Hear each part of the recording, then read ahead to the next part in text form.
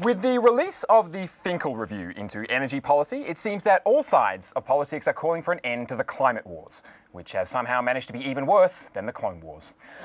But like any war worth its salt, the climate wars have been going on for a long time. Not like that bullshit Anglo-Zanzibar war. 40 minutes? You call that a war? Teenagers write poems that last longer than that. Honest to God, poems and they're teenagers. No. But it all started in about 2009, when this guy took over from this guy, even though this guy would subsequently take over again from this guy, only to leave everyone disappointed that this guy seems to have replaced this guy. And ever since then, climate and energy policy in this country has been a mess. Because while experts generally agree on a move away from coal-fired power, Australia's been a bit slow to catch on, which brings us to the proposed Carmichael coal mine in North Queensland. On the 6th of June, Adani's board approved plans to build one of the biggest coal mines in the world in the Galilee Basin, a decision which has won broad political support, primarily because it's claimed the mine will create 10,000 jobs. But will it?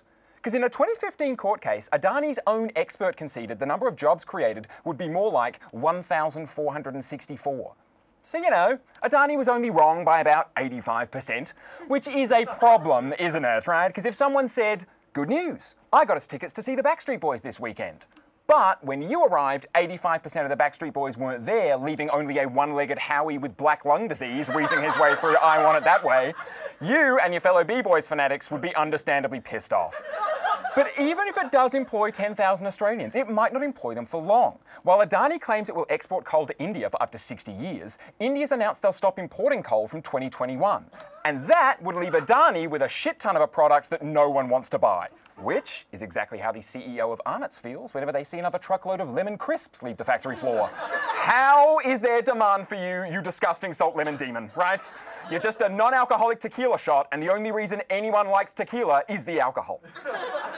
But even if I'm wrong, there are still concerning environmental implications. The mine will produce enough coal to burn through 0.5% of the planet's remaining carbon budget, making this mine the Cher Horowitz of global carbon budgets. And that is bad news for the Great Barrier Reef, which has suffered back-to-back coral bleaching events in the last 2 years. Oh, and protecting the reef is kind of important, given it generates $6 billion a year for the economy and employs 50,000 more Australians than the mining industry. So, it makes climate change worse, places the reef at risk, and its job claims are a lie. So obviously, the federal government is considering gifting Adani $900 million to get the project off the ground with no guarantee that it will be repaid.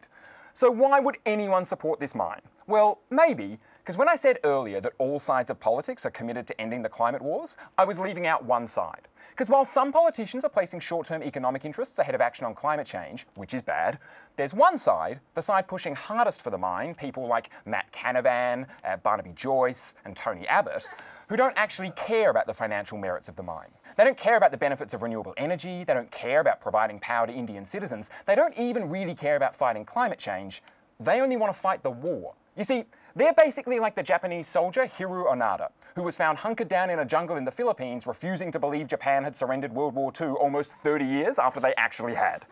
You guys are fighting a battle that's already over. Everyone agrees it's over. So come out of the jungle, guys. Because a lot's happened in the last 30 years. I mean, I'll get to explaining climate change, but for starters, I got to explain which Star Wars films you can avoid watching.